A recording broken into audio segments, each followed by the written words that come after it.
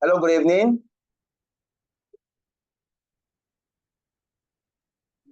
Good evening, sir. Yeah, good evening. Trust we are doing great. Yes, sir. Thank God. And you, Please, sir? yeah, I'm fine, thank you. Please, can we have our speaker mute? Please, as you enter the class, check your speaker that is on mute. That will minimize distraction for the class. All right, we move straight to the business for tonight. We are looking at budgets and budgetary control. What are the issues to be discussed under this topic? We shall be looking at definition of budgets, the purpose of budgeting, the various types of budgets that you may be required to prepare, and uncertainty associated with budgets, and other related matters. Of course, the topic budget is an aspect that company must have. It is very rare to have an established company running without a budget. A company must have a plan. That plan must include monetary plans. The plan must look at how to achieve the corporate objective of the business organization. So it is very rare to say a company will not have budgets. It is very unlikely that we are going to have a company without a budgetary process. Now, what is budgets? Budgets can be defined as a formal plan expressed in monetary terms.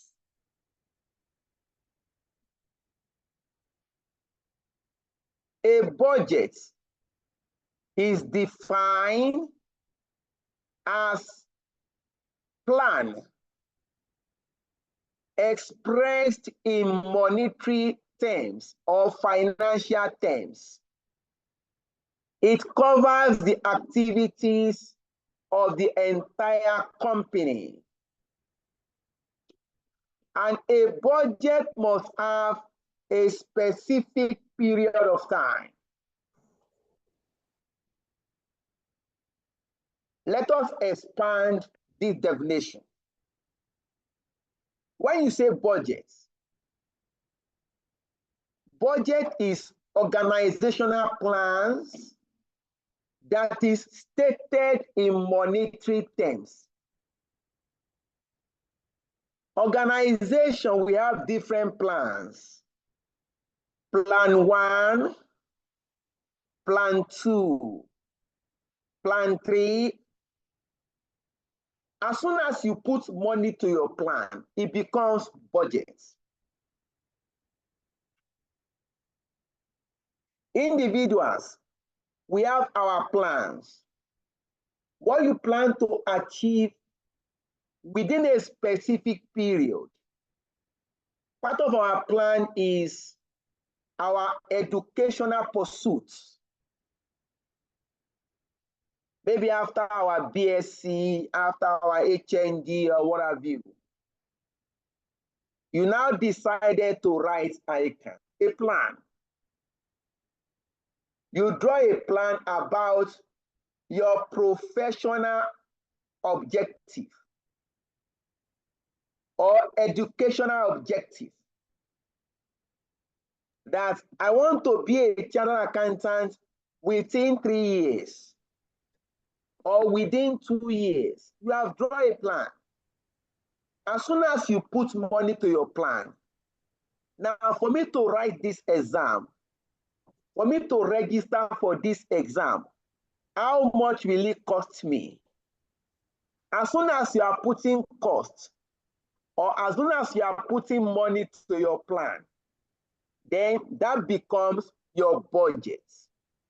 So in summary, budget is plan expressed in monetary terms. Purpose of budgeting. Why do company budget? Why do company draw budgets? One, budgets can be used. Please, who is this person? Asuko, please, can you mute?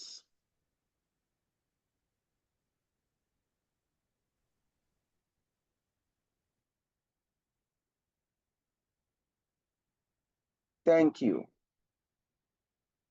Budget can be used as a means of translating companies' long-term plans into a detailed short-term plans. Budget is a means of translating organizational long-term objectives into short-term achievable plan. Number two, budgets can be used to coordinate the activities of the various departments that make up an organization.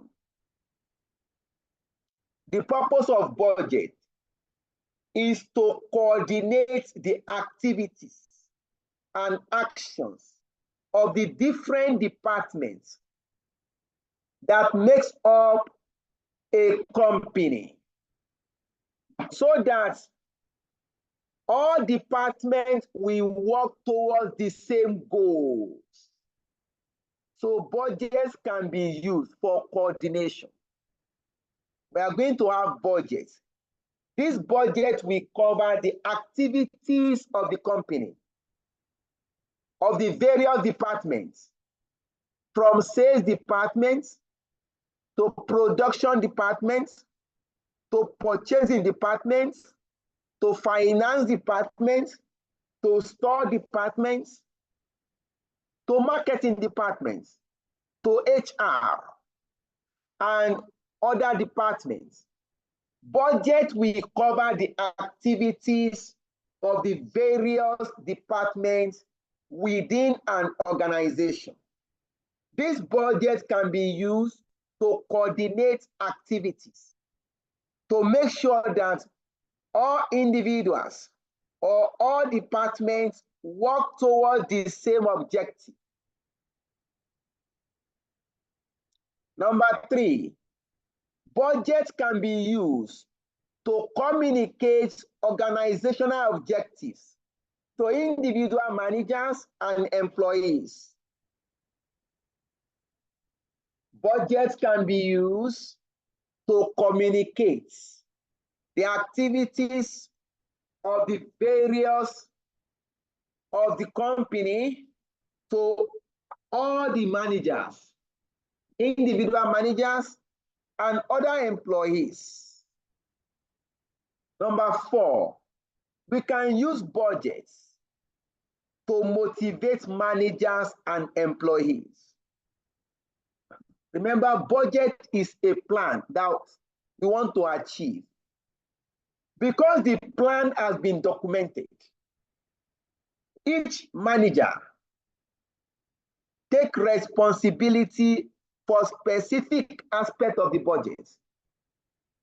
The managers will be motivated to work towards achieving their own aspect of the budget. So we can use budget to motivate managers.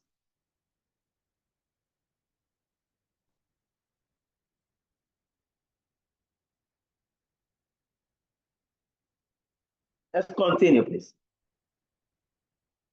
Budgets can also be used to identify areas of responsibility for implementation. You recall responsible accounting, where a designated individual will take responsibility for a specific aspect of the budget. So with budget, we can identify areas of responsibility. Then we can also use budgets as a benchmark to measure performance. Budgets can be used as a benchmark against which actual performance can be measured. Once there is budget, then we are going to compare actual results with budgeted plan. If you are able to, if your actual results is equal to the plan, that means you are doing well. Performance measurements. If your actual result is below budgeted plan, then it can mean that that individual is not measuring up to performance. So we can use budget as a benchmark for performance management. And lastly, budgets can be used to control cost. You can use budget to control expenditure because all the company's activities have been budgeted for. So if you are spending money, you try to work towards the budget. We have explained the meaning of budget. We have explained the purpose of budget. Our next discussion, themes in budgeting. One, budget manual. A budget manual is an handbook. It's a budget handbook that guides every individual involved in the budget process. The budget handbook is available in the company. That provides guidance to individuals involved in budget process. The budget manual will include the key objectives of the budget, the planning procedures, and the timetable to follow when preparing your budget. Instruction about the budget details must be included in the functional budget. Lastly, the budget manual will detail the approval process. Please note, in reality, you cannot act on budget that is not approved. In practice, in our various offices, you cannot act on a budget that is not approved by the approval process. It will be wrong for your supervisor or your boss to just talk to you with a word of mouth. There are certain things that must be signed. One of it is budget.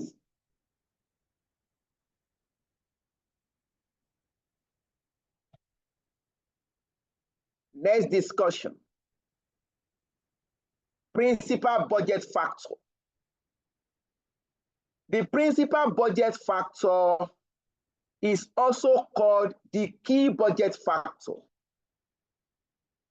This is the factor in the budget that can limit the volume and scale of operation.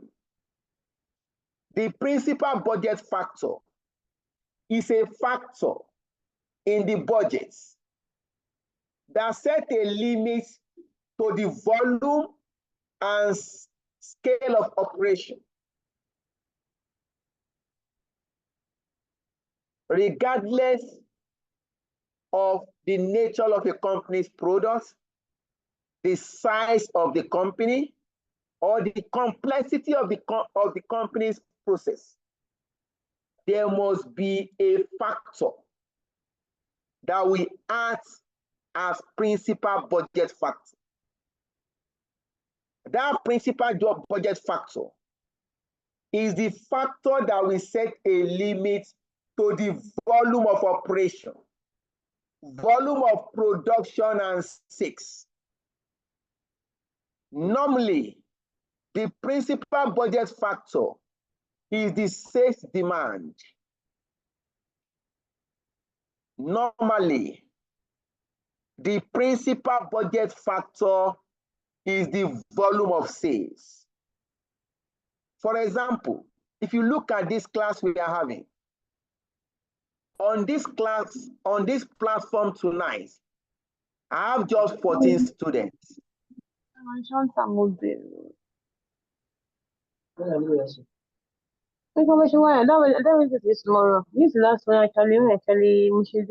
Gloria, please, can you mute?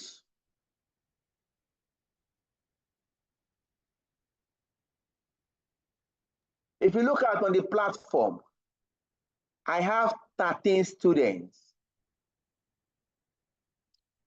This is unusually small. Where am I going to? We have accommodation for 100 students, but the number of students that are subscribed for the online class is just like 30 students. That means our volume of sales is limiting our profits now. We have capacity to accommodate 100 students, but only 30 students are enrolled for the online class.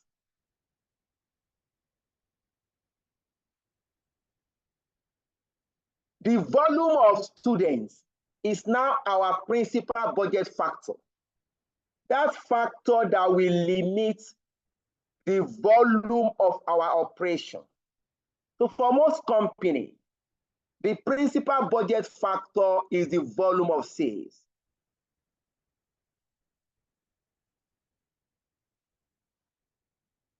So for most companies, the first budget you are going to prepare is your principal budget factor. That is your sales budget. How many customers are willing to buy my products? Then I must prepare my sales budget. My sales budget will determine other budgets to be prepared, because that sales budget is the principal budget factor. All right, we move on. Various types of budget to be discussed. One, functional budget. Functional budget, otherwise known as operational budget, is budget for a particular aspect of the company's operations. Functional budget, budget prepared for a particular aspect or a particular department of the entity's operation. In most manufacturing companies, functional budget will include your sales budget, Your sales budget shows quantity to be sold or planned sales and budgeted selling price. Your sales budget will show the planned sales in units and the budgeted selling price per unit. You can now derive the budgeted sales revenue.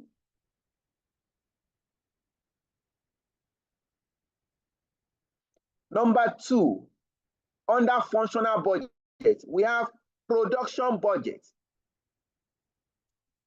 Your production budget is derived from your sales budget. The production budget shows the quantity to be produced in order to meet budgeted sales. Your production budget shows the quantity to be produced so as to meet our budgeted sales. All right, please, let's move to the whiteboard.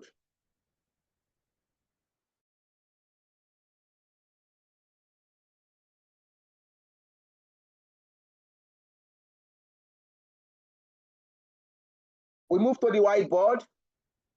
We shall be showing a sample of production budget.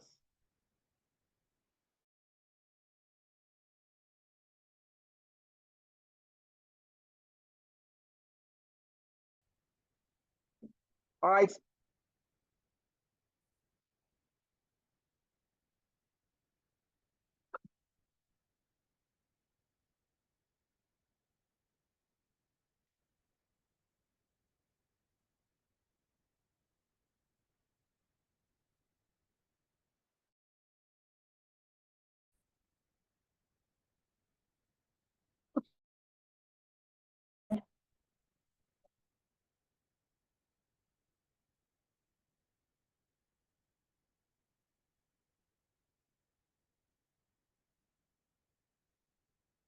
Let's look at this.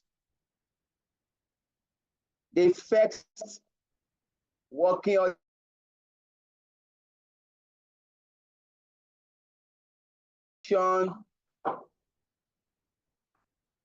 If you like, you can take it down. Although we are still going to share the soft copy, production budgets. You start with your plan sales, plan sales in units,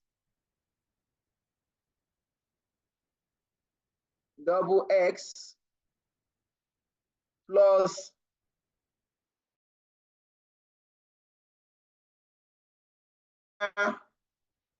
closing stock of finished goods. You are going to add this to it, minus closing, no, minus opening stock of finished goods. This we are going to less. And you now have your production budget, production budget, production budget,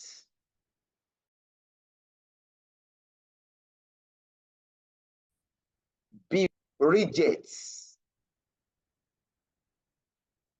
Before rejects, you have a figure here.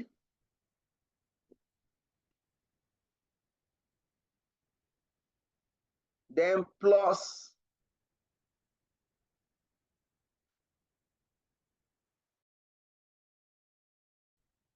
production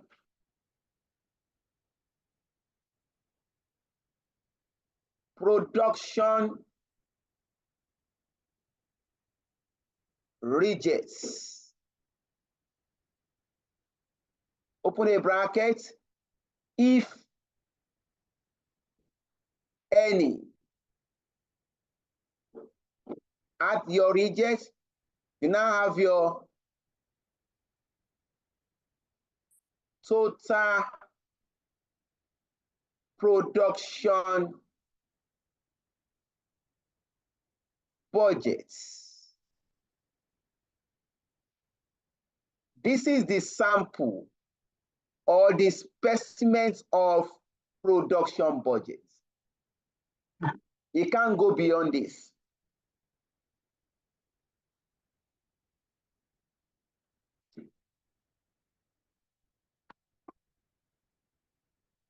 That is the sample of production budgets.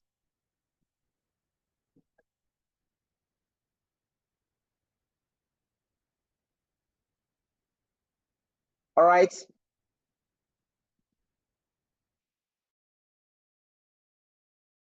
Done with your production budget. The next budget you are likely to prepare is material purchase budget.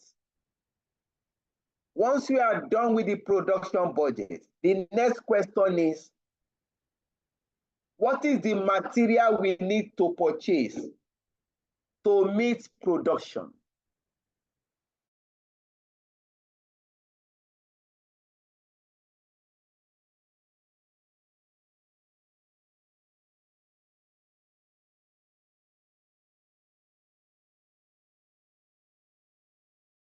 Of material, let us look at the sample.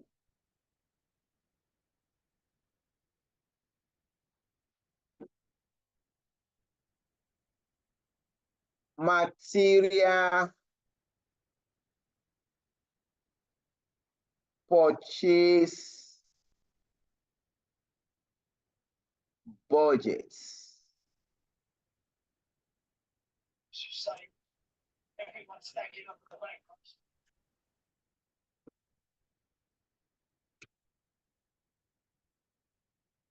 You start with your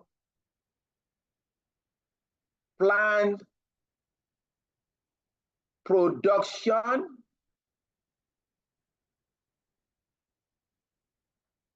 in unit,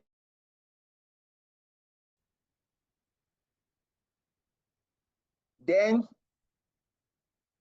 multiply by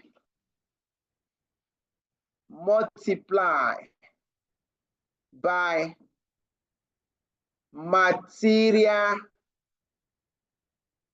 required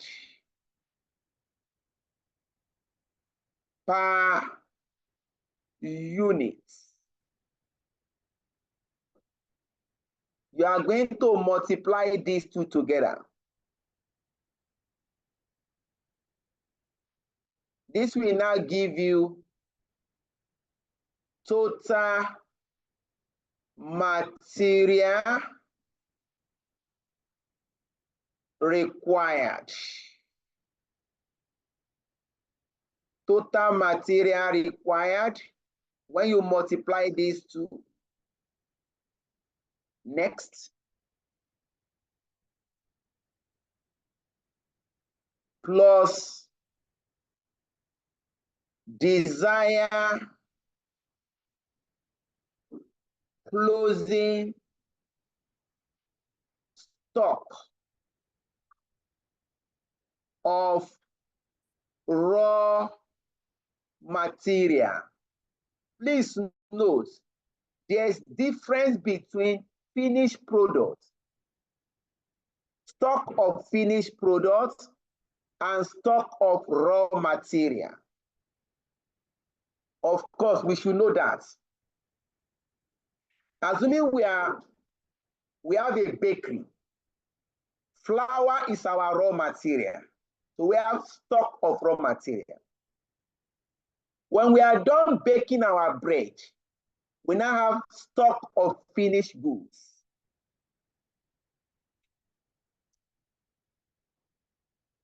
plus desired closing stock. Add these two together. Add this minus opening stock of raw material.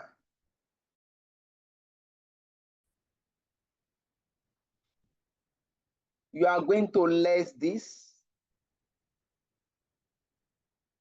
Total material required plus desired closing stock of raw material minus opening stock of raw material. This will now give you your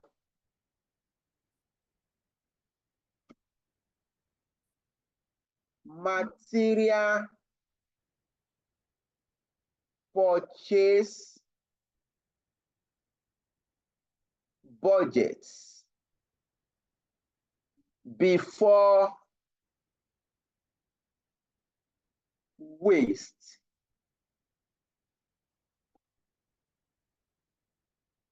You are going to get your material purchase budget before waste. Then you now add anticipated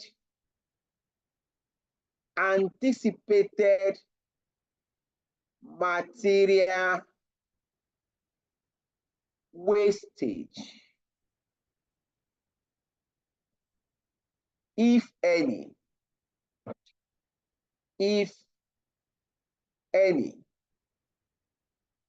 You are going to add this. You now have total material purchase budget, total material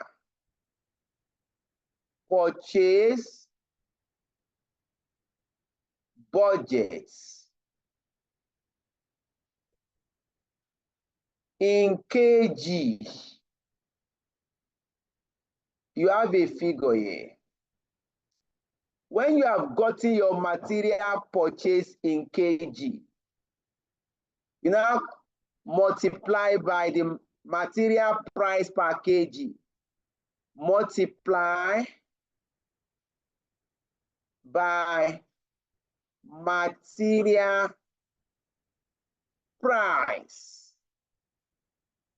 per kg.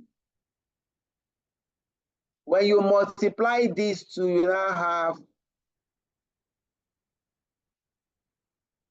value of material purchase. Of course, the value will be in Naira. This is how to prepare material purchase budget. Like I said, you might not be able to copy because I'm moving fast and we are trying to manage time. After the class, we are going to share this with the students. So we have explained sales budget, we have explained production budget, we have explained material purchase budgets. All these budgets we have explained, they are under functional budgets. All the items we have explained, they are under functional budgets. We also have expenditure budgets. The expenditure could be labor expenditure, it could be overhead expenditure. So you may be required to prepare labor expenditure.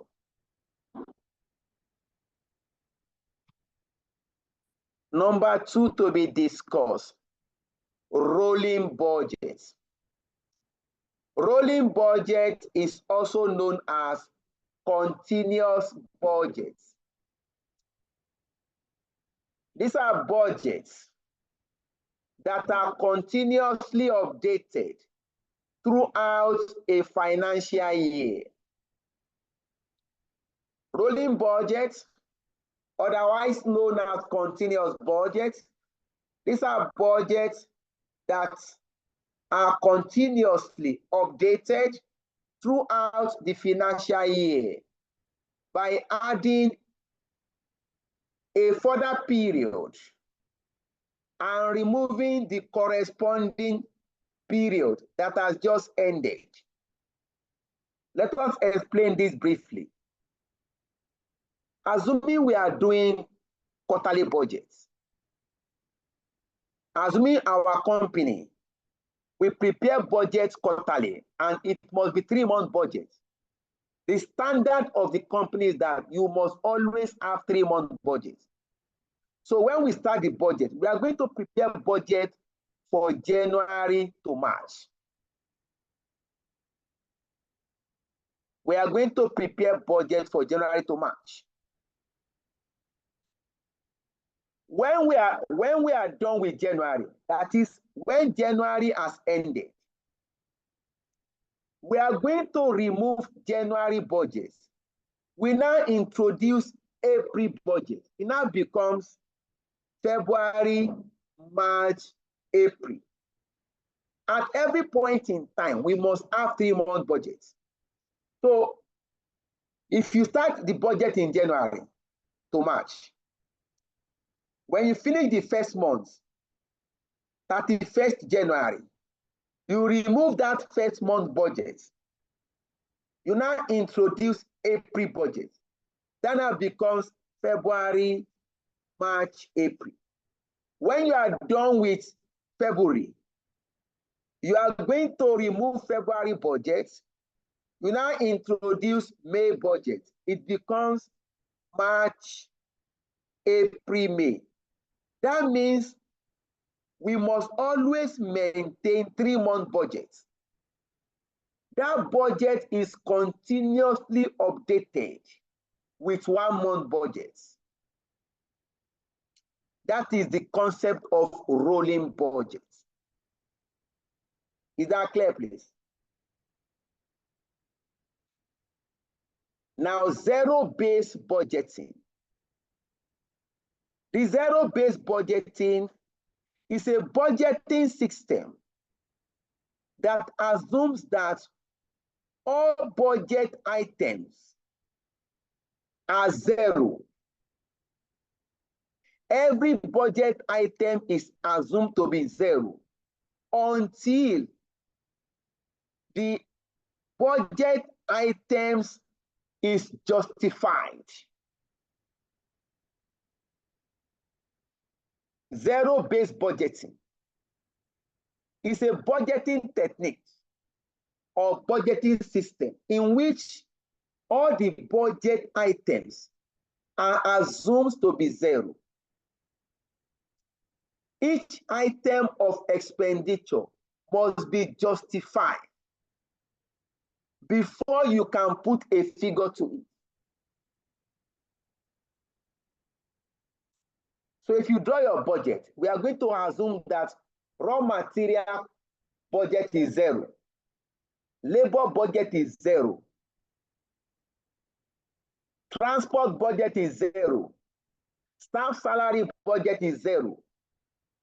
You are now going to justify the money. Okay, wait.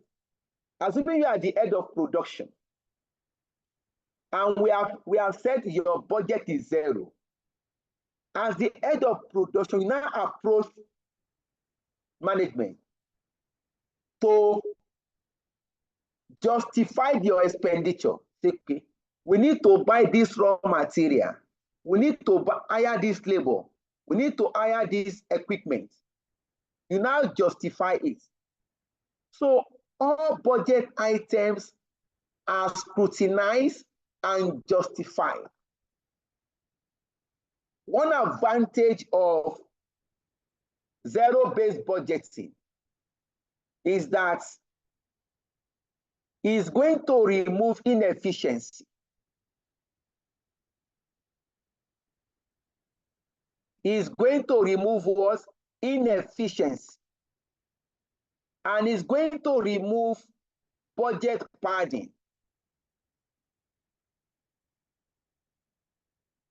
All departmental head will go to management and justify the expenditure. That is the concept of zero-based budgeting. But it can be time-consuming. It can consume executive time.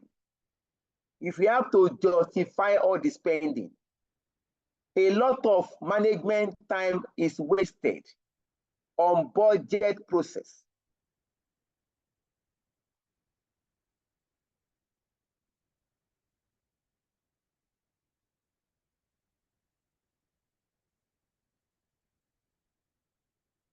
Next, incremental budgeting. It's a method of budgeting in which the next year budget is prepared by adding certain percentage to the current year budget or current year actual results. Incremental budgeting. A budgeting system or budgeting techniques in which the next year budget is prepared by adding certain percentage to the current year budget or current year actual result. This kind of budget is very common in Nigeria. If last year we spent 50 million, I'll just add percentage to 50 million. That last year we spent 50 million on consumables last year. So this year, let us add 50% to it. So this year we are going to spend 75 million on consumables. That is the budgeting system Nigeria is using. Nobody justify anything. You just add some percentage to the previous year's budget. It makes life much easier. Of course, as an accountant, we know that such budgeting will give room to stealing. Such budgeting will give room to what? Budget padding. That budget padding is also known as budget slack. I will just be adding figure to it. I don't need to defend anything. This kind of budget will give rise to inefficiency and corruption. But it is very simple, very, very simple to prepare. Next, top-down budgeting. When we say top-down, budget prepared by top management and passed down to subordinates.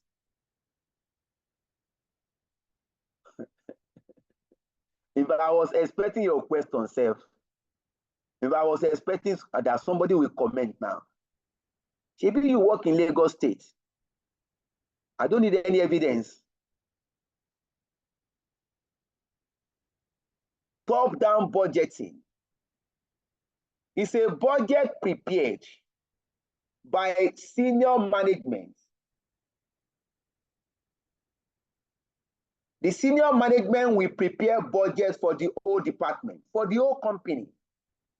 And this budget will be passed down to subordinates for implementation.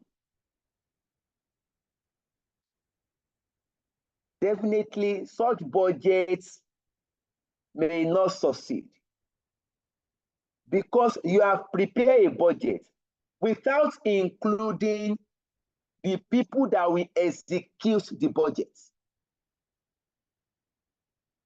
There's what we call behavioral aspect of budget. You want me to implement a budget.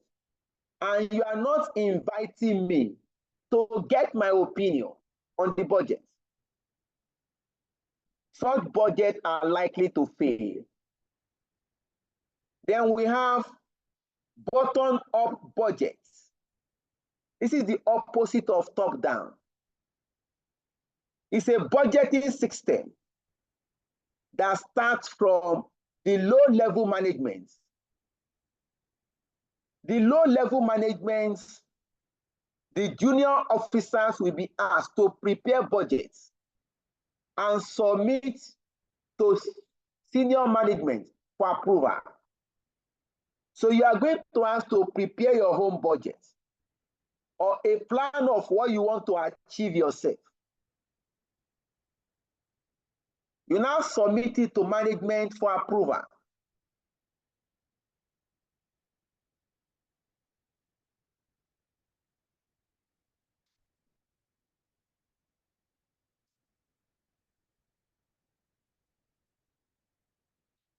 Next, we have what we call fixed budgets. When we say periodic budget, all budget must have a period. All budgets must have a period. The appropriate thing is to say we have fixed budgets. Fixed budget is the budget prepared for the financial year. This is the budget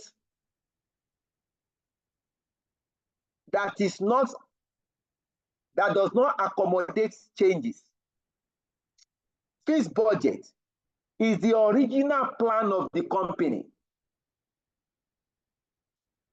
The fixed budget is the original plan of the company. That is the original plan the company wants to achieve. That budget is not designed to change. The fixed budget is not changed or revised throughout the year. It remains fixed. We have activity-based budgeting. Activity-based budgeting is a process of preparing budgets using activity-based costing method. Activity-based budgeting is the process or a technique of preparing budgets using activity-based costing. It is the activities that will drive the cost, the overhead cost. All right.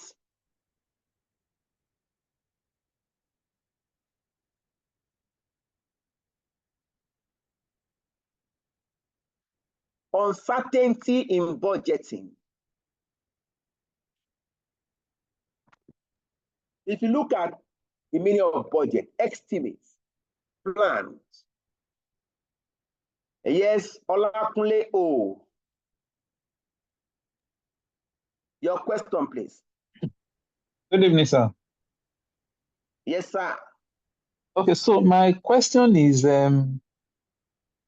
you've been able to outline the various budgets, and then I want to ask, would they ask that probably under exam condition, would they ask that, okay, prepare say a periodic budget or activity-based budget or bottom-up budget or top-down budget, or are these just because are these just characteristics a budget should have? Usually, from the definition of budget, it said it's a formal plan expressed in financial terms, prepared for a specific period of time.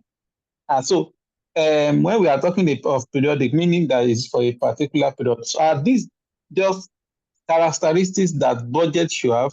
And it's also very common that when preparing budgets, is usually from top management to the subordinate. And sometimes they might also ask the subordinate or the departments to prepare their budget and send to the top management. So are these just characteristics, or would they ask us under exam condition to prepare this particular budget, like periodic budget, bottom-up budget, top-down budget, incremental budget, and things like that? That's my question. All right. So many questions together. We need to bring it out one. First is, you may be asked to prepare functional budgets, such as your sales budget, production budget, material purchase budget. You can be asked to prepare budget using activity-based costing. You can be asked to prepare budget using activity-based costing. Now, the other one you mentioned, bottom up. Of course, bottom up just tell us the type of budget preparation. That at times top management can prepare the budget. That means top management can prepare functional budgets. That means that functional budget is prepared by top management, delivered to subordinate to act on. We can also have bottom up. Junior management can prepare functional budgets, and this will be sent to senior management for approval. So if you look at top down, bottom up, it only shows who prepared the budget. Top down means that senior management will prepare the budget. Bottom up means that junior management prepare the budget. Now, if you look at incremental budgeting, zero-based budgeting, there are types of budget. There are types of budget preparation. You may be asked to do incremental budgeting within your functional budget. We can say, okay, last year raw material price was 10 million. Prepare a budget that shows that raw material price will increase by 10%. What am I doing now? We said last year raw material price was 10 million. You now want to prepare raw material budget now. Last year raw material price was, we incurred 10 million raw material. We now want to do budget for next year. Management now say, okay, raw material price will increase by 10%. Labor cost will increase by 20%. That means when you prepare your raw material purchase budget, you are going to take last year's figure. You now increase it by what? 10%. What are you doing now? You are preparing raw material budget. Within that budget, you are now doing incremental budgeting process. Is it getting better, please? Yes, sir. Is it getting better? Yes, sir. Yes, sir. So you will see that you can have all these things we explained in one budget. Examiner might say, okay, we want to do zero-based budgeting. Of course, that one cannot be done in exam hall. So in practice, if you are doing zero-based, assuming you are the head of production, you will now go to management with your budget. You are now going to defend your expenditure. If you cannot justify that expenditure, management will not approve for you. Can you see it now? So the question you have, I'm trying to find a better way to make it clearer to everybody. Now, the one you also mentioned, your fees budget. You will not be asked to prepare fees budget. Management will provide the fees budget. Under exam condition, Examiner will tell you the original plan of the company. The company planned to produce 100,000 units. They will now give you the budgeted revenue for 100,000 units, budgeted raw material cost for 100 units, budgeted labor cost for 100,000 units, budgeted overhead for 100,000 units. You now have budgeted profit for 100,000 units. That is the original plan of the company, is your fixed budget.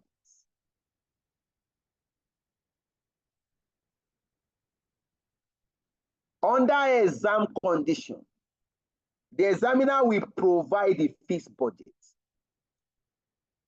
For your fixed budget, you may be asked to prepare flexible budgets, or you may be asked to prepare flexed budgets. We are still coming to that too. Is that clear, sir? Yes, sir. All right. Now I've mentioned two things. I will still explain them. Flexible budgets and flexed budgets.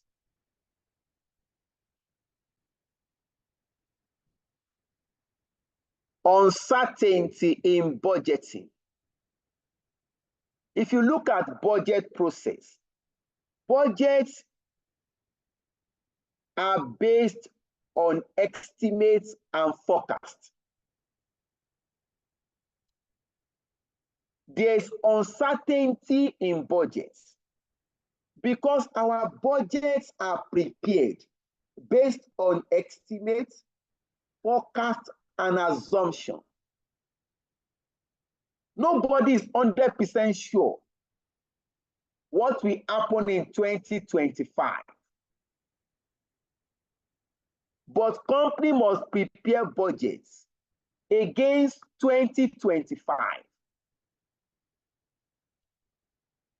The budget prepared against 2025 is based on estimates, forecasts, and assumptions.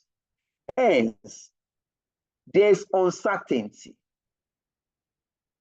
Now the question is, how do we manage uncertainty when preparing budgets? We are aware that budget will involve element of uncertainty. The next question is, how do we manage the uncertainty?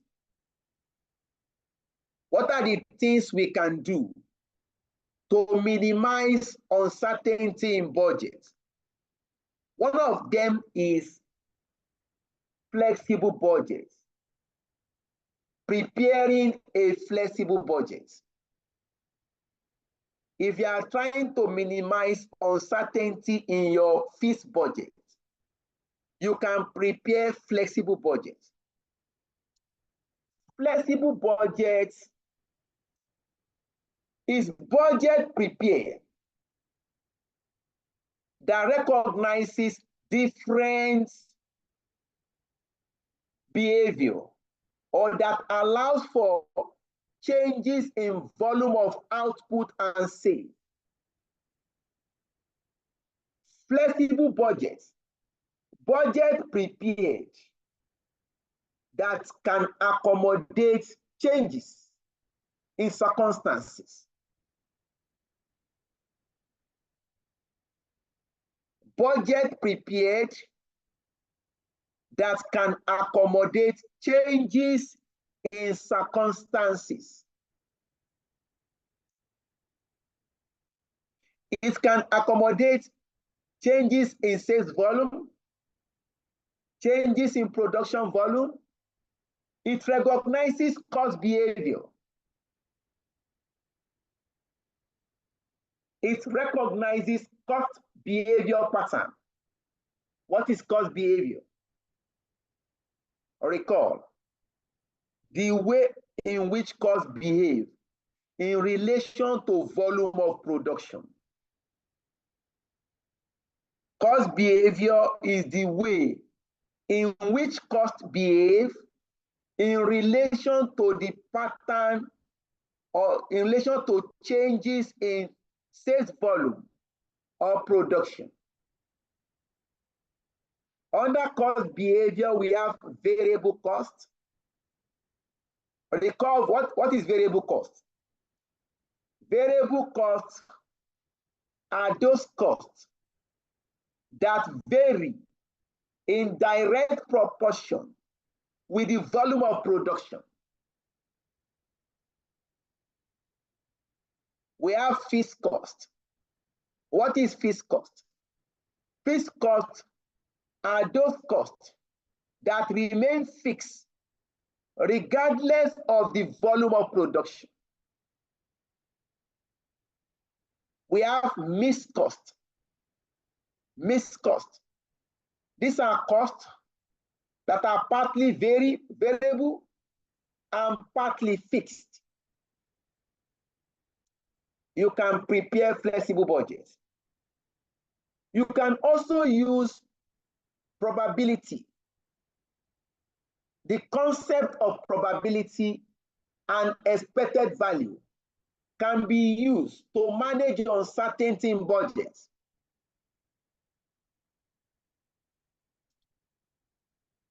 Expected value concept.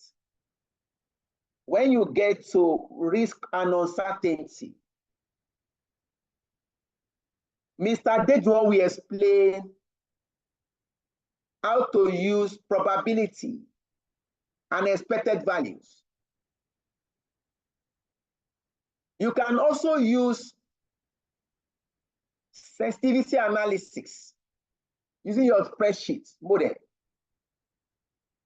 You can use sensitivity analysis method. By looking at your budget, you can say, okay, we can test for sensitivity analysis. What are the budget variables that are highly sensitive to the budget success? You can carry out sensitivity analysis on your budget variables.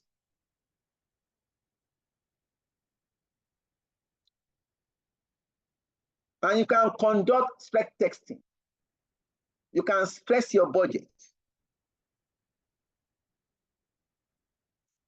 Look at all scenarios.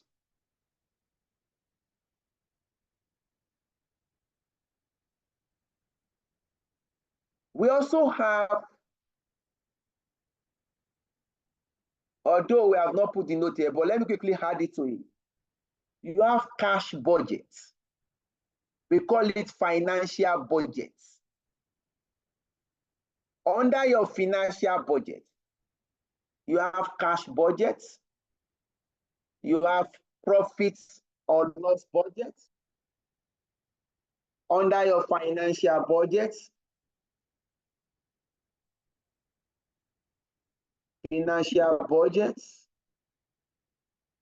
you have one, cash budgets. Two, you have profits or loss budgets. Then you have the balance sheet budgets.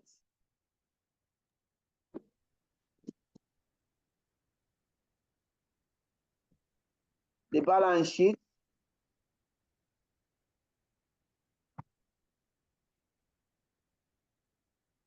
budgets.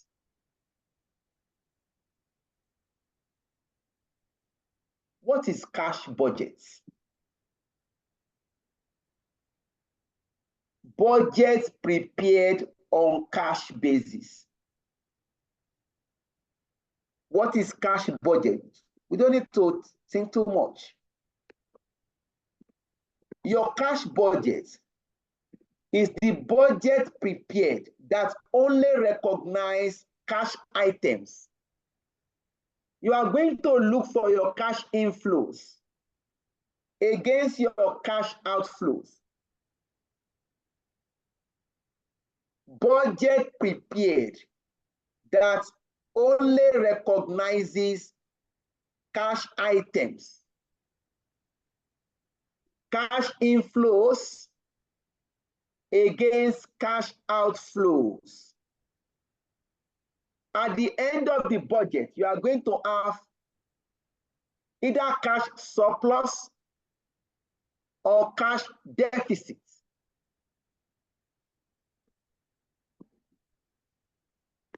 When you prepare your cash budget, it is either you have cash surplus or you have cash deficit. Where there is cash surplus, management must decide on how to invest the surplus. Where there is cash deficit, management must plan on how to cover the cash deficit.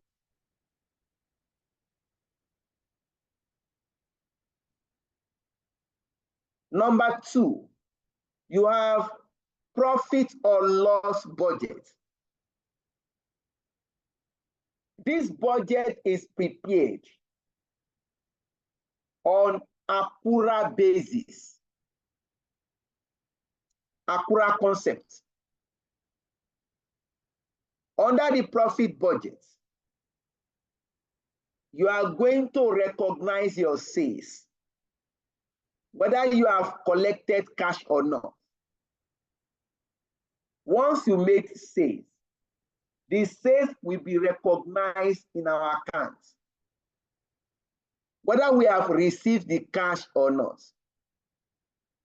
Once you incur expenditure, the expenditure must be recognized, whether we have paid for it or not. Then lastly, you have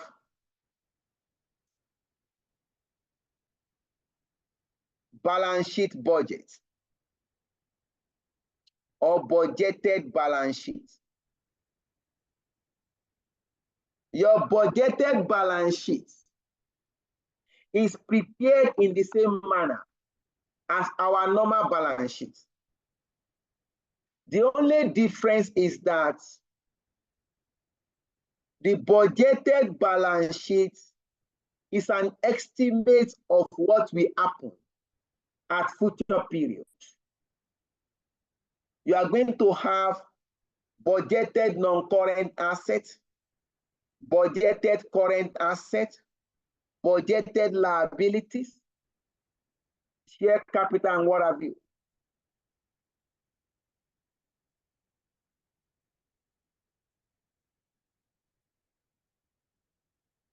Lastly, I will round up this explanation with flex budget. Please note this item very well. This item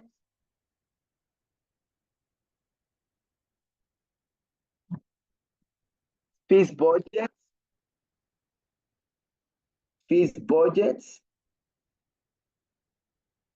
comma, flexible budgets,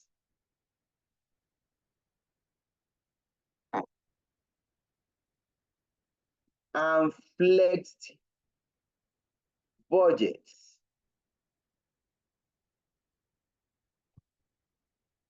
You must be able to differentiate between these three,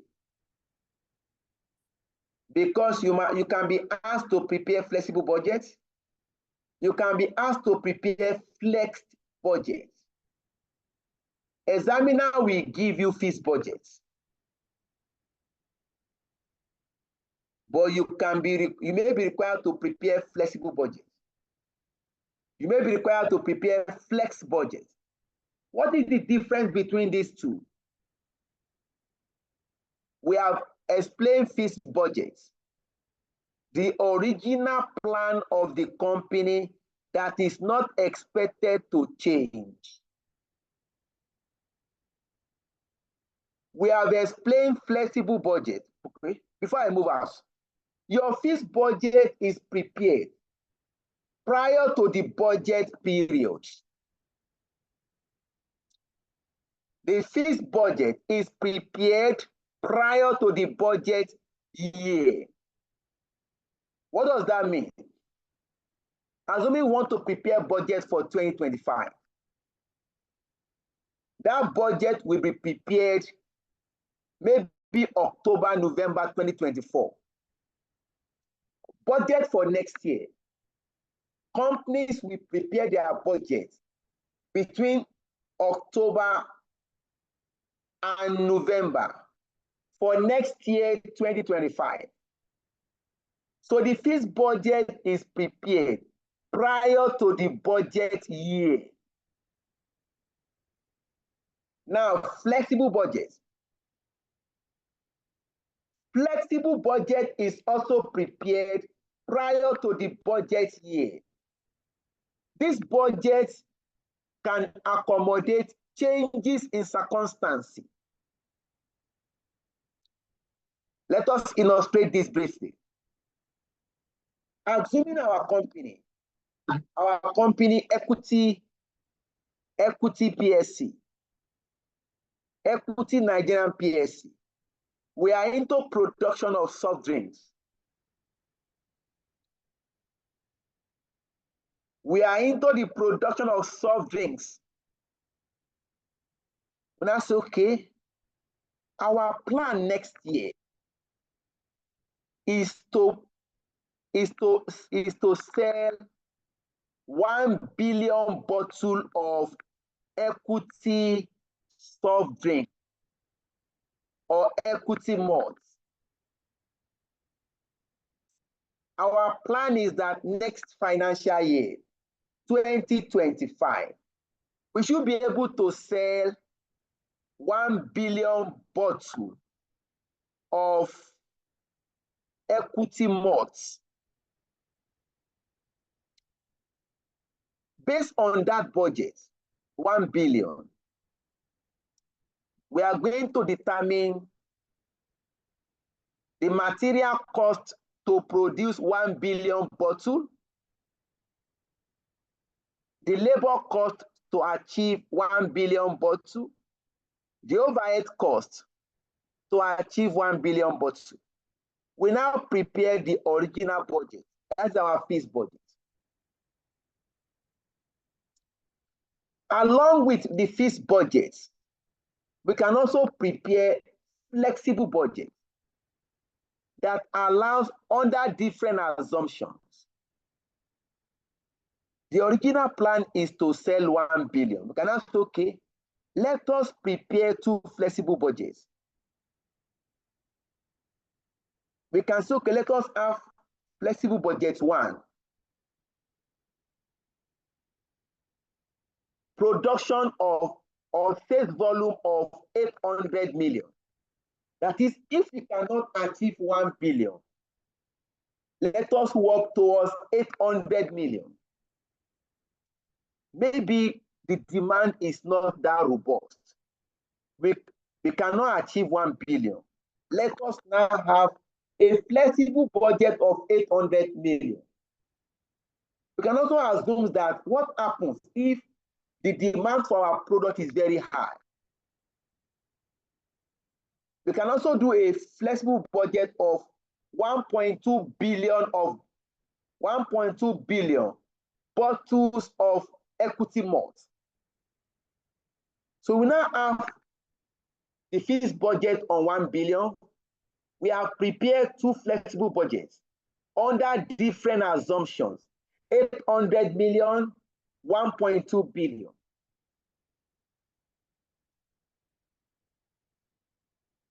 Both the fixed budget and the flexible budget are prepared prior to the budget period.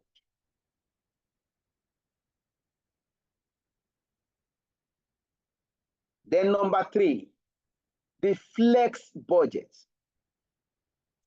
Flex budget is prepared at the end of the financial year.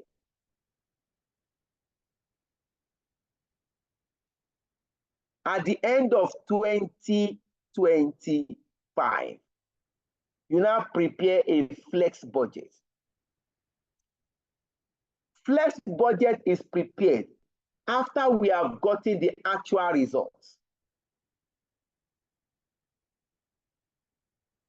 At the end of 2025, we now look at the actual result achieved. Let us assume that our company will be able to produce and sell 900 million bottles. That means the actual quantity sold is 900 million bottles of malt. But the original plan is to achieve 1 billion. Please note, you cannot compare fixed budget with original results. Please note, you can't compare fixed budget with original results because the fixed budget is on 1 billion activity level. Actual results is on 900 million activity level. So we can't compare the fixed budget with actual results. We now need to prepare another budget at the end of the year that is called flex budget. That flex budget is prepared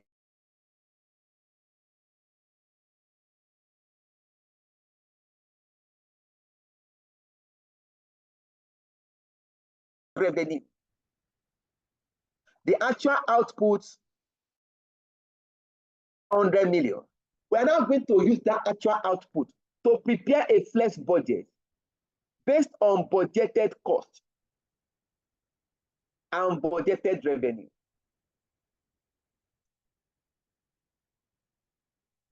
You can only compare flex budget and actual results. For you to compare two budgets, the budget must have the same activity level.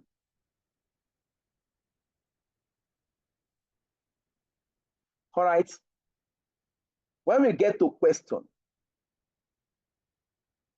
we need to carefully look at flexible budgets and flex budgets.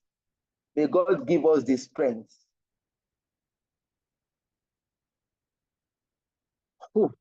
Any question, please? We are done with the explanation.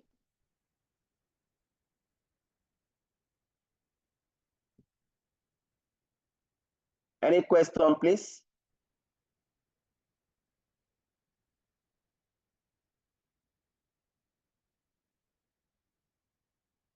All right. No question. Let us start with illustration 1. Hello, sir. Yes, sir. Please, for God's sake, please, can you re-explain again about that flex and actual? Okay, you are now put for God's sake now. I will have said when we get to question. But let's go to it. Let me demonstrate small.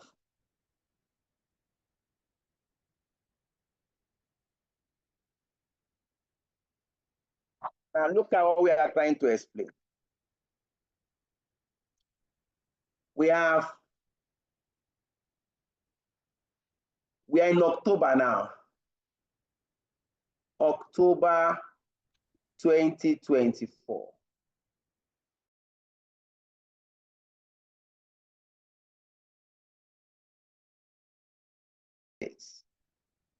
Your fixed budget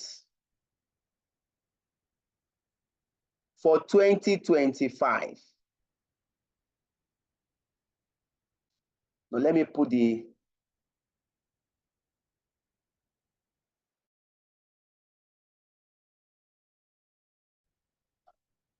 Let me put T25. You have flexible budgets.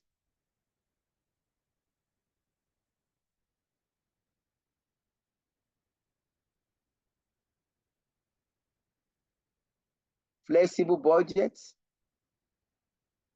Also for 2025, you now have actual results. Actual results at the end of 2025 December.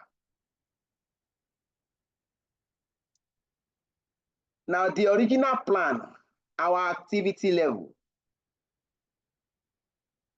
Our plan is, as a company, we want to, our sales target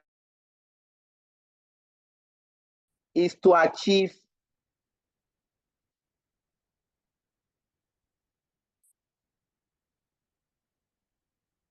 $500 million volume.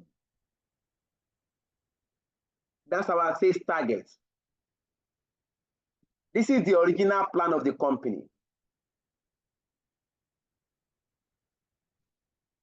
Based on this plan now, you are going to have budgeted revenue based on 500 million volume of sales. You are going to have budgeted costs based on 500 million. You are going to have budgeted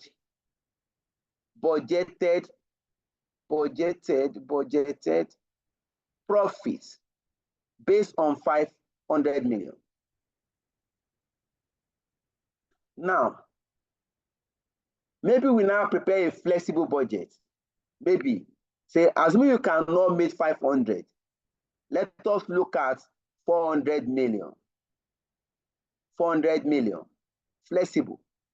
Both fixed budgets and flexible budget are prepared prior to the budget period.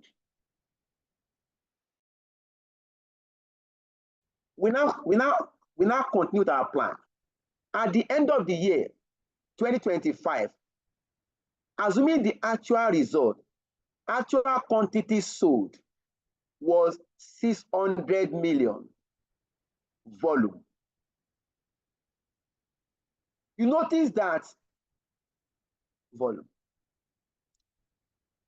Based on this 600 million sold, you are going to have actual revenue for 600 million, actual cost for 600 million, actual profit for 600 million. Are you following, please? Yes, sir. Yes, sir. You observe that the revenue we have here is based on 500 million. Is that not? It is. Why it the is. actual revenue is based on 600 million?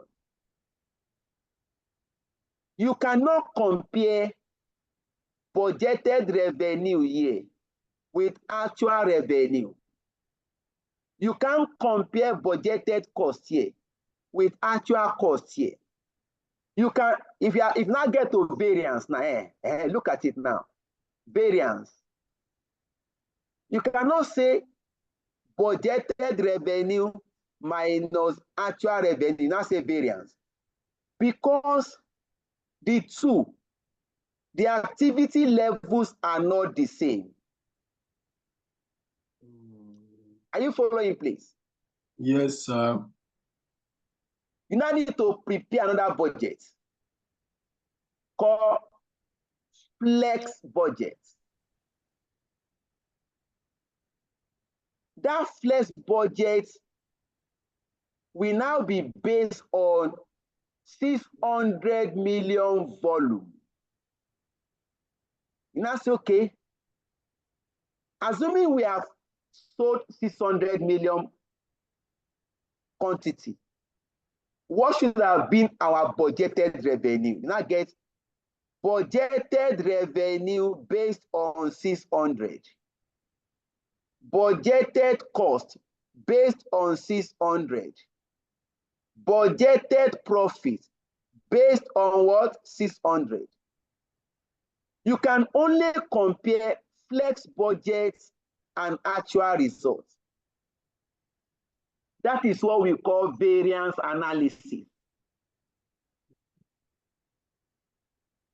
For you to compare, the activity levels must be the same. Is that clear, sir? Yes, sir. If you are not trying to find variance, when you are doing variance, what you are doing is that when we say variance analysis, what you are doing is you are comparing actual results with flex budget. That is what you are doing. That's what you are doing. That is what we call variance analysis. You use actual, no? Is that clear, sir? Yes, sir. Thank you, sir. You are welcome, sir.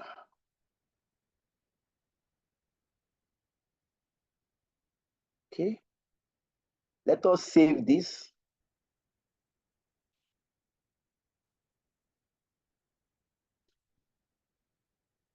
Please, can somebody read question number 1?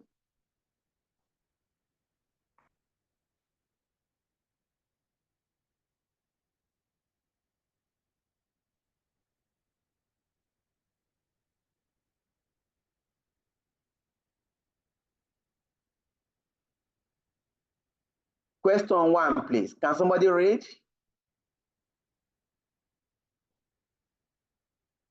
Any volunteer? All right, sir. All right. Eco Yeah, Limited. Eco Limited is a small manufacturing company producing 2 high-quality products called K and Lee. Both Okay. products use a raw material T, costing 30 naira per kilogram in their manufacture. Directors Okay. are reviewing the company's stock management policies for the forthcoming year as part of the annual budget preparation cycle. Due to the product specification, quality is an important factor, and a quality control inspection takes place immediately after the production cycle has ended. At this point, any inferior products are rejected, and only good production becomes available for sale. In addition to these losses, a certain quantity of waste is unavoidable from material T due to the cutting process for both products. The following forecast information has been extracted from departmental estimates for the year ending 31st December 2020, that is the budget period. And then we have the table indicating the items, the product key, and the product K and product Lee, and all figures are assumed to be correct. Additional information: usage of raw material T is expected to be at a constant rate over the period. 2. Annual cost of holding 1 unit of raw material in stock is 17% of the material cost. 3. The cost of placing order is 30 naira per order. 4. Eco Limited maintains a constant 1,000 kg of safety buffer stock of material T, regardless of the quantity ordered each time. We are required to A. Prepare operational budget for the year ending 31st December 2020 under the following headings. The headings are production budget for product K and Lee in units, and purchase budget for material T in kilograms and value, 5 marks each. We have to show our workings clearly. And B, To calculate the economic order quantity for material T in kilograms. 5 marks. All right, thank you. The question is about functional budget. If you look at the questions, I will only explain from the table. Says quantity approved units. The plan says for product K, 23,000 units. The plan says for product L, 10,000 units. Finished goods stock, that is at the end of the year, closing stock of finished goods for product K should increase by 275, while closing stock of product L should increase by 185. Post-production rejection rates. For product K, after we have finished production, we expect 2% of the product to be rejected. That is, 2% will be substandard. Now, if 2% is substandard, it means that only 98% is good output. You know, when you are reading question, you must be able to interpret to your understanding. If I do production finish, post-production, that means we have finished production. After we have completed production, we expect 2% of product K to be rejected. That means only 98% is good production. For product L, after we have completed production, we expect 3% to be rejection. That means 97% is our good production. Next, material T usage per unit, per completed units. To produce 1 unit of product K, net of wastage, we require 2 kg of material. To produce 1 unit of product L, we require 3 kg of material. Material T wastage, 5%. Now, we need to interpret this. That means if I purchase raw material for products K, out of that purchased raw material, 5% of this, 5% of the material will be wasted. That means only 95% is used for production. You must try to interpret question to your own understanding. In fact, you can use your language to interpret it. Because material T wastage, if I go to market to purchase 100% raw material, then 5% of it will be wasted. That means I'm only using 95% to produce product K.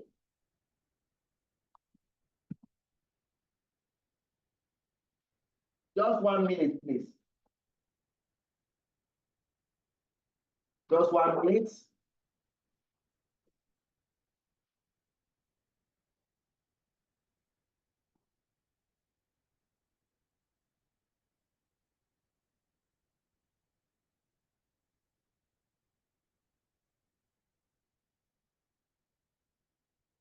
Wow.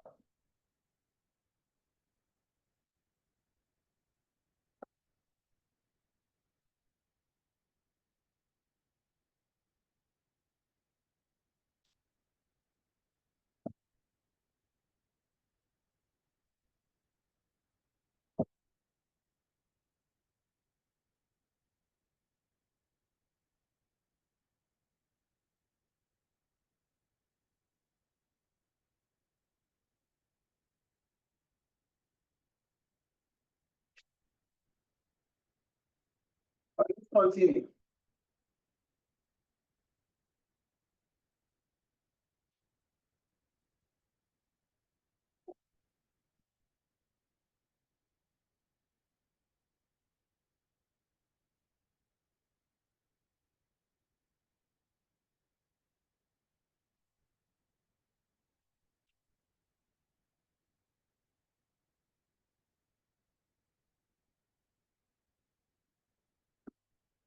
Now, if you look at wastage for product lay, 10% wastage. The interpretation of this is that if you purchase raw material for product lay, 10% will be wasted. That means only 90% is used for production. Additional information. Usage of raw material T is expected to be constant over the period. That statement has meaning. If the examiner says material usage is constant, it means that your opening stock is the same as your closing stock. So you don't need to consider closing stock and opening stock of raw material. Look at the last note also. Eco Limited maintain a constant 1,000 kg of safety stock, regardless of the quantity order each time.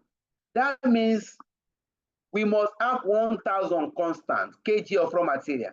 That means our opening stock of raw material is the same as our closing stock of raw material. What you are adding, you are also deducting. Now, requirements.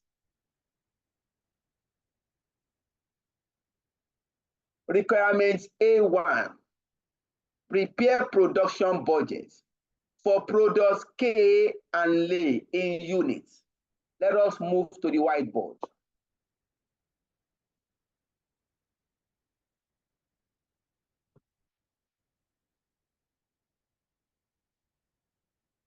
Requirements A1,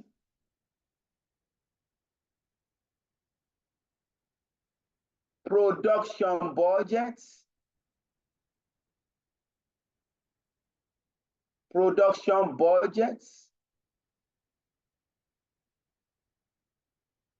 in units,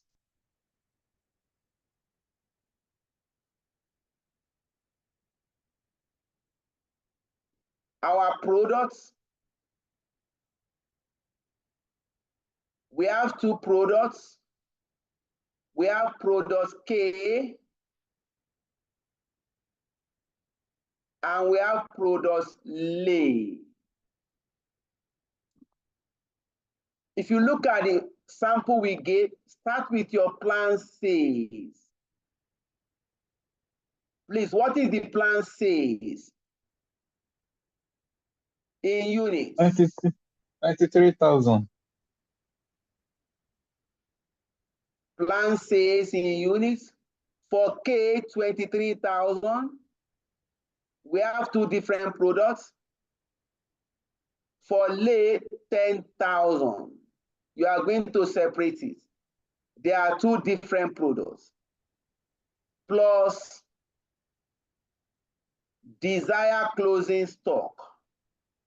Desire closing stock of finished goods. Desire closing stock of finished goods. If you look at the question,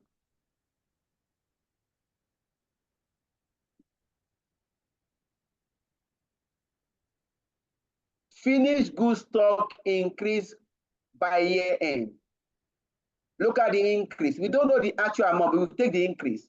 275, 185. Add your desired closing stock.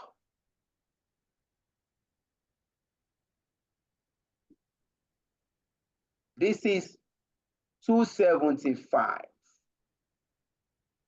185, 185. Then minus closings, minus opening stock. minus opening stock of finished goods. In this question, we don't have opening stock of finished goods, of finished goods.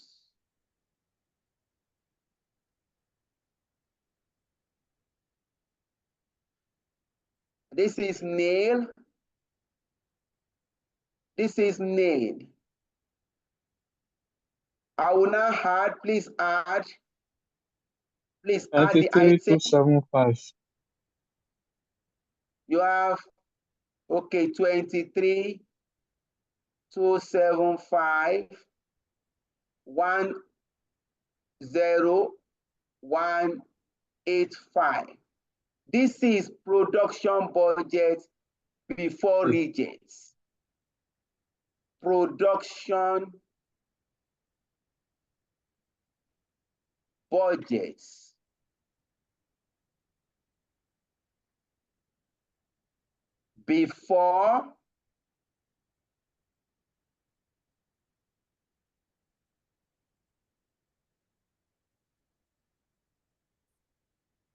before rejects. We now come here, plus rejection. Rejection. Now go back to this question. What is the rejection for products? Post-production rejection rate in percentage, 2%. That means 2% of these goods will be rejected. It means that only 98% is the good production. That means this figure you have here, this figure you have here is good production. This 23,275 is the good production that we are going to sell and maintain in our store. 2% is bad production. Now come here for products K. Look at it. Look at the rejection working. We can move down a bit.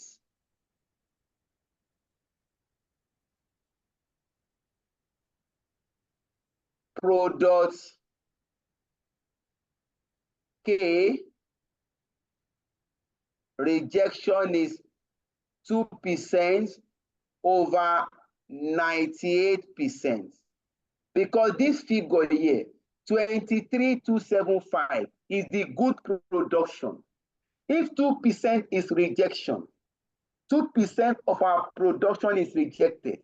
That means only 98% is the good production. It becomes 2 over 98 multiplied by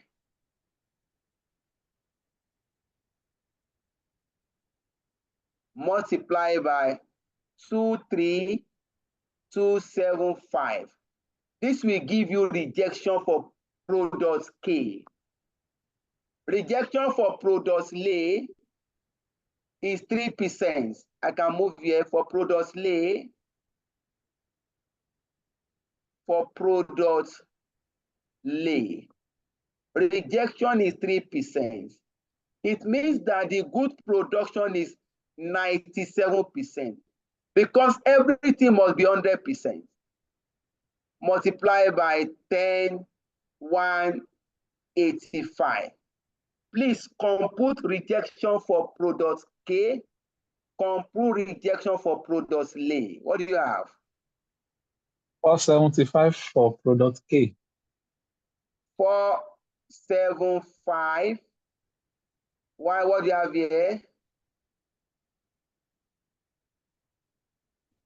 315 for product This should give L. you 315. You can now add. That will now give you your total production budget. Add this, add, See what you are adding? Total production budget. That is what the company will produce. This will give me 23,750. 2750. 23,750. You give me 10. And 500.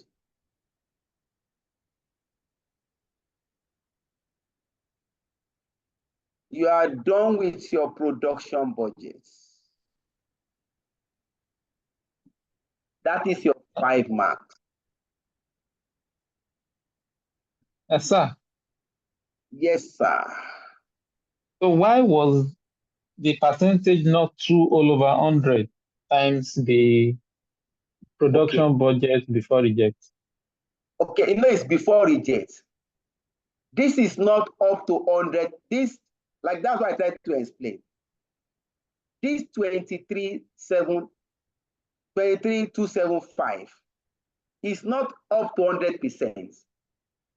Okay. Because we need to include the rejection to get 100% production. It means that this figure you have here, let me change the ink, please. This figure you have here, this figure here is the good output before rejection. Since reject is 2%, it means that the good output is 98%. Now, if you want to base your 2%, if you compute 2% of 23,700 now, it's going to give you, that is 2%, 2 over 100 now. This is the 100%. Yes, if you do 2% of 23,750, it's going to give you back 475. 475, yes, sir. So your reject is part of what you are going to produce. So that figure, 23,275, has not included rejects. So it's not up to 100%. Is that clear, sir? Yes, sir. All right, thank you. Requirement B.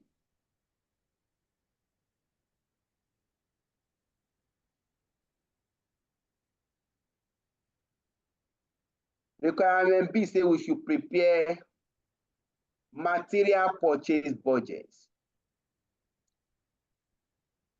Prepare material purchase budgets. Prepare purchases budget for material T in kg and value, 5 marks.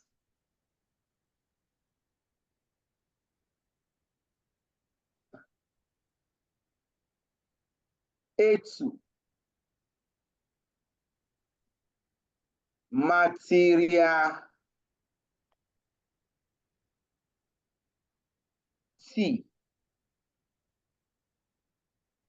Purchase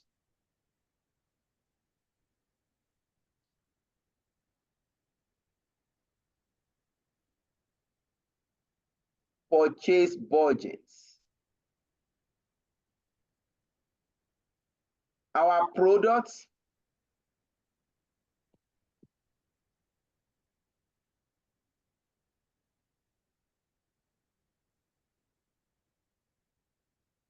we have product K, we have product L.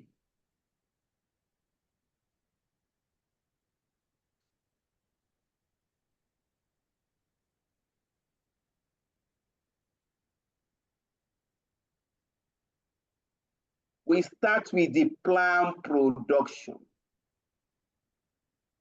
Plan production in units.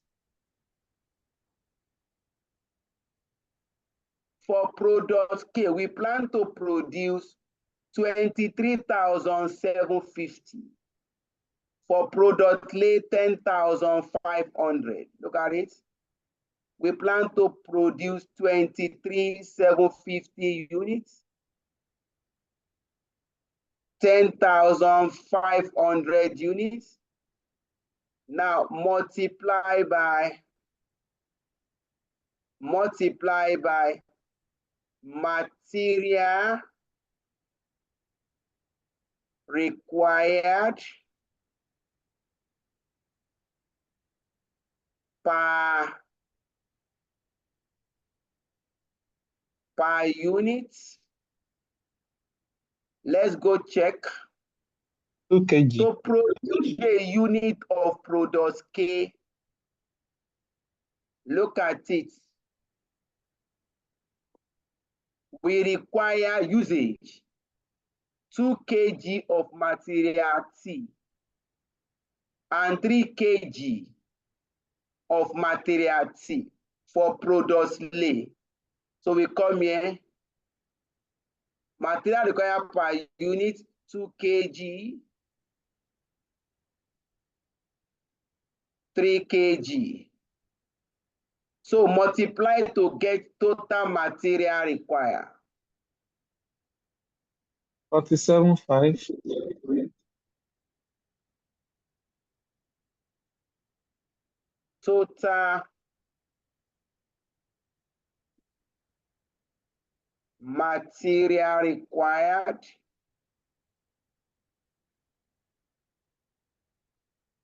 this is 47,500 kg. Please note, it's no longer unit now, it's now kg. How many do we carry here?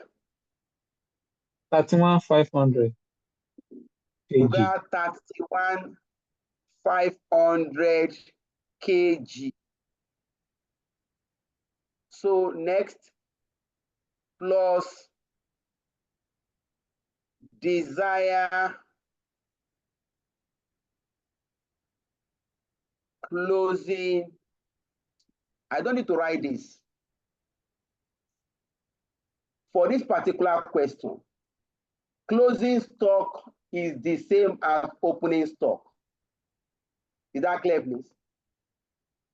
Yes, sir. But if I want to write it for knowledge purposes, desire closing stock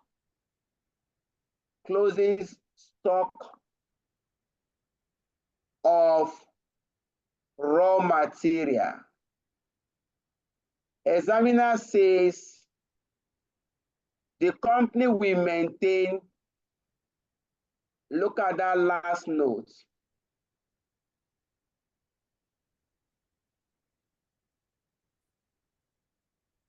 Eco Limited maintains a constant 1,000 kg of safety stock of material T. That means my closing stock is 1,000 kg.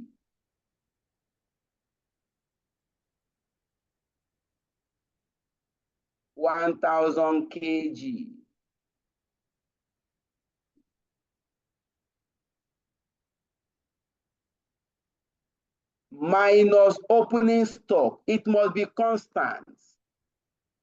Minus opening stock of raw material.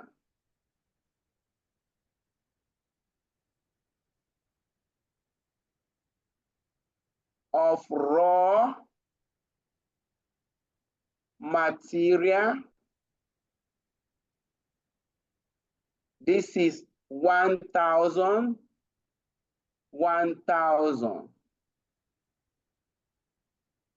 I've only put this to explain.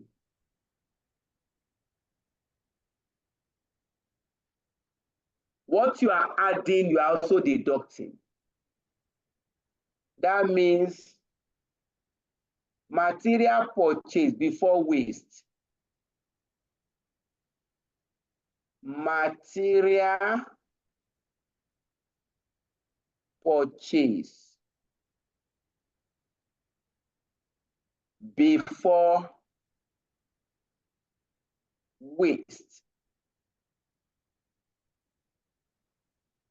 This will give me 47,500.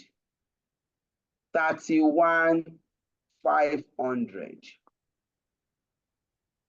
In the exam, if the examiner says material is constant, that means your opening stock is the same as your closing stock. You don't need, in that case, you don't need to consider opening and closing stock again. I've only put this to explain. Then next,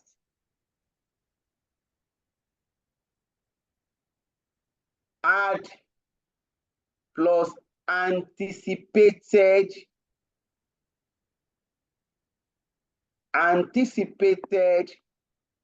material wastage.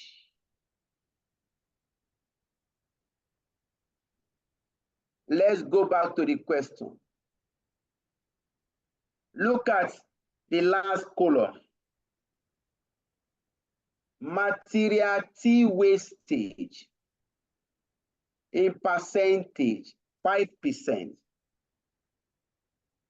For K, 10% for lay.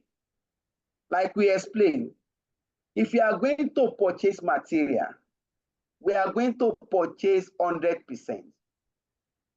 But 5% will be wasted. That means material used for production is only 95% for production of product K. So I can go back now and prepare my wastage.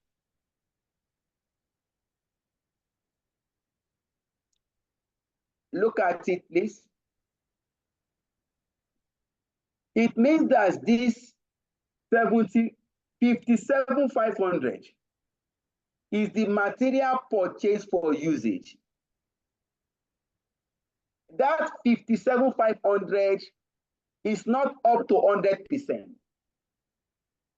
Because the total purchase must be 100%. 5 of it will be wasted. That means 47,500 is just 95%. I will now come here.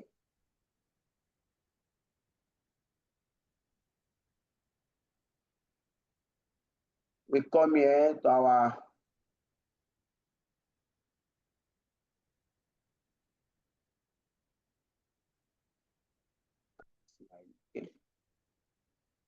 let's move down a bit.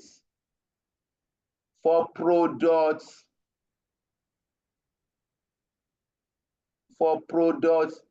K,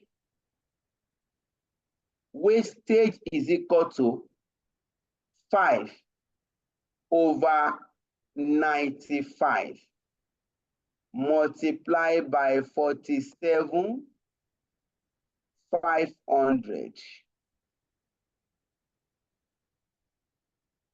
For product lay,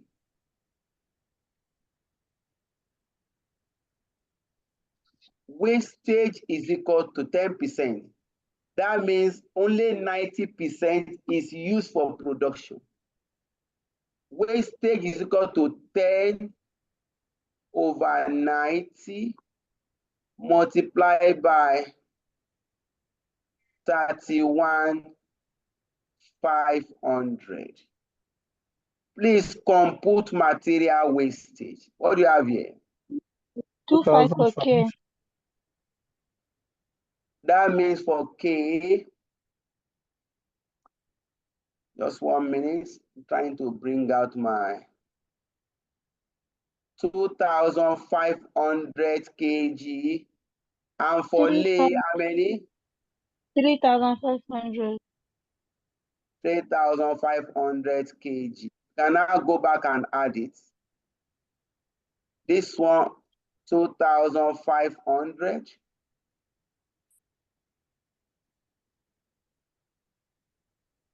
Why this is 3,500. So total material to be purchased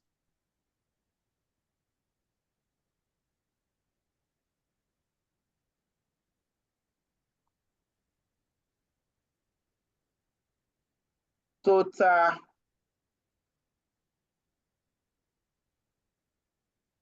material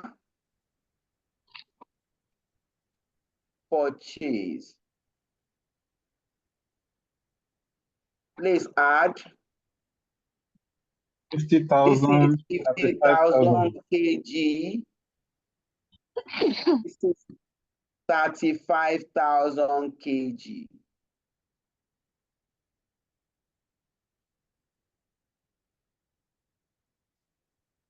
So we are going to purchase 50,000 kg of material T for product lay and 35,000 kg. Now, because the materials are the same, we can add now. Material T total is equal to 50,000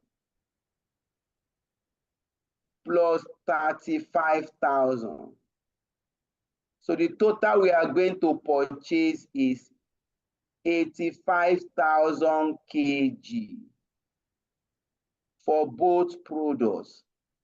Please, we have only added because the material is the same for both products. If the materials are different, you can't add. Is that clear, please?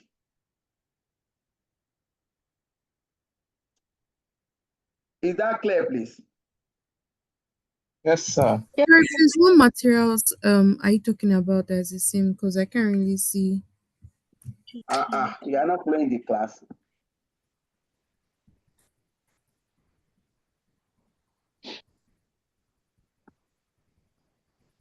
Look at the material at the start of the question.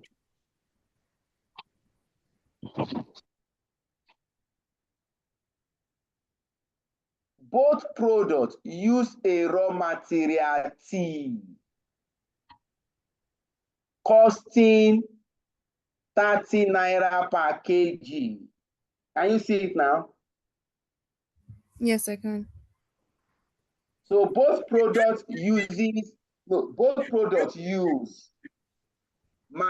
same material called material T. And the price per kg is 30 naira. So we can go and get value now. You have gotten material T in kg, 85,000 kg. What is the value of this material?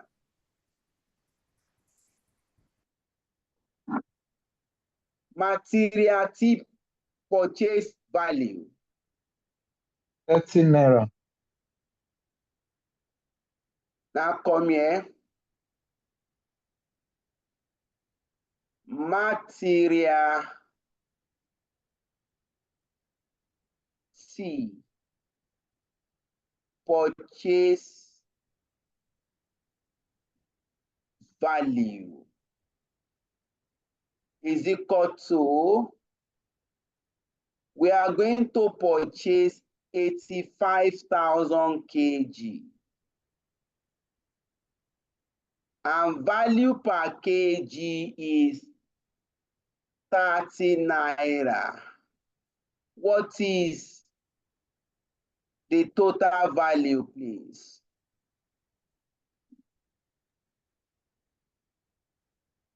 $2,550,000 naira. 2,550,000. 550,000. You are done with requirement B. Requirement A2. Look at it. Examiner says purchase budget for material T in kgs and value.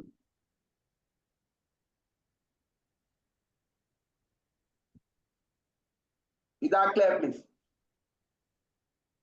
Yes, sir. We can now go to the last aspect of the question. The last aspect is about economic order quantity.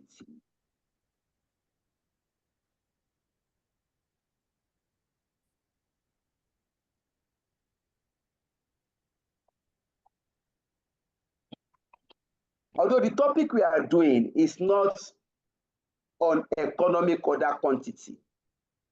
Economic order quantity is on part of your working capital. It's part of your working capital management. When you get to inventory management, I don't know if you have started working capital management. That's a topic the one will take you. You are going to look at working capital management. Under it, you have inventory management. But this question wants us to compute economic order quantity. What is the formula for economic order quantity? There's a formula. What is economic order quantity? Economic order quantity is the quantity order that will minimize the total cost of material. Total inventory cost. Economic order quantity is that quantity order that minimizes the total inventory cost. The formula for economic order quantity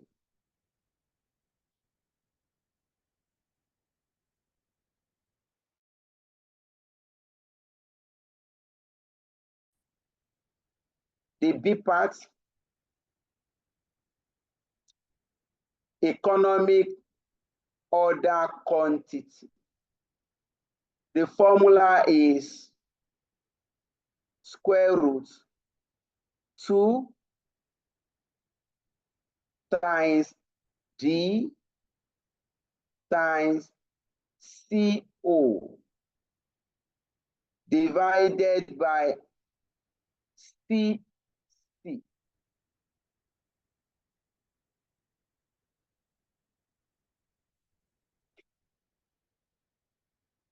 Where D is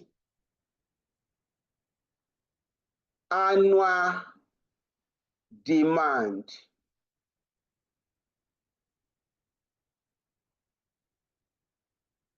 Or usage. In this case, our D, the annual usage of raw material is 85,000 kg.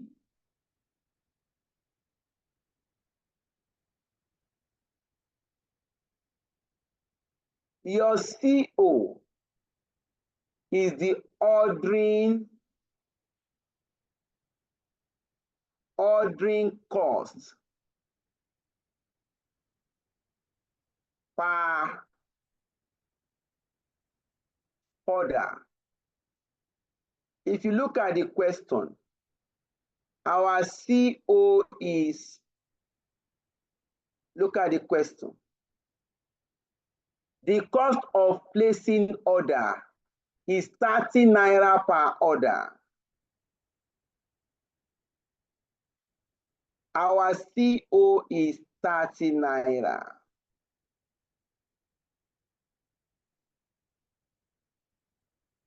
Then lastly, we have CC. This is carrying costs per units of material. It's also called holding cost.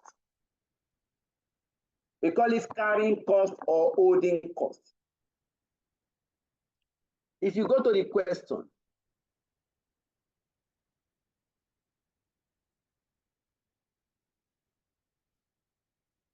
back to the question, annual cost of holding, because we call it carrying cost or holding cost. Annual cost of holding 1 unit of raw material is 17% of material cost. Material cost per unit is, so holding cost is 17% of 30 naira. That says annual cost of holding a unit is equal to 17% of material cost. And we know material cost to be 30 naira. Please compute your CC.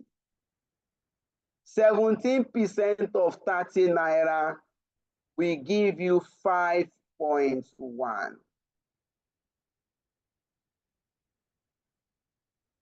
You can now use this figure to calculate economic order quantity.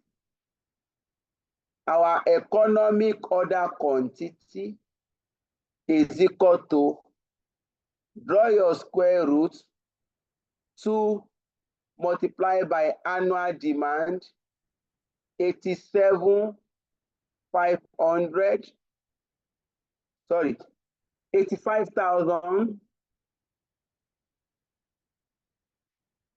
multiplied by your ordering cost, 30, divided by your holding cost per unit,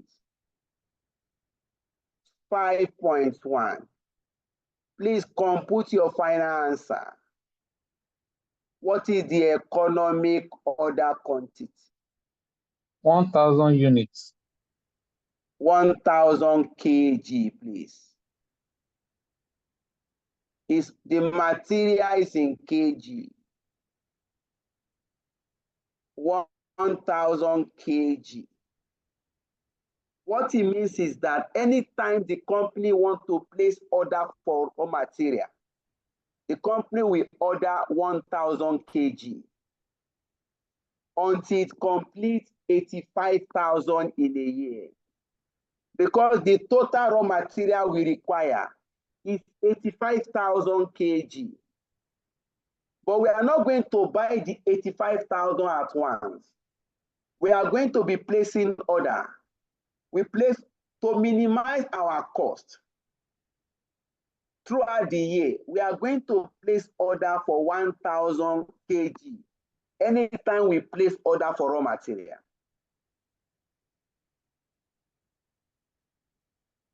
At the end of the year, it must equal to 85,000 kg in a year. All right, we are done with that question.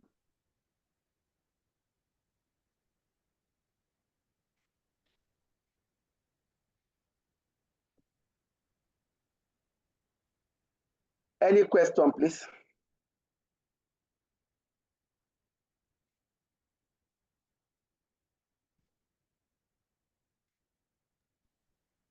No problem.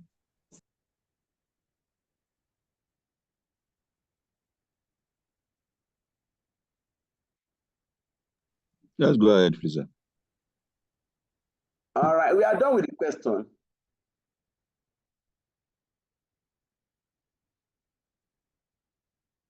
And we only have like 10 minutes.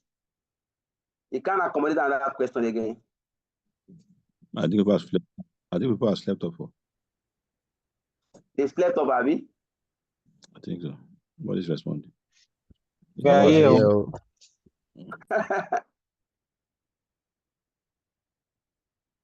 Toib, Victoria Williams, Abubakar. Where is this Ogasef? I've not been seeing him more. What's his name? I'll check on himself. I know his name. Temiloluwa. Any question, please? Otherwise, we call it a good night.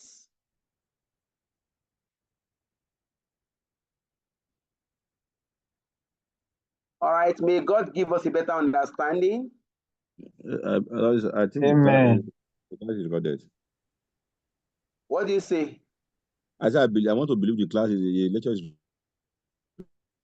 recorded. I want to Okay. believe the recorded. That line is breaking. I want to believe That The this class is being- recorded. of course now.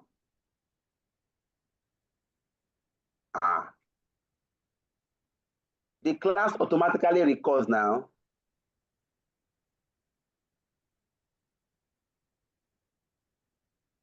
All right, good night. Good night, sir. Good night, sir.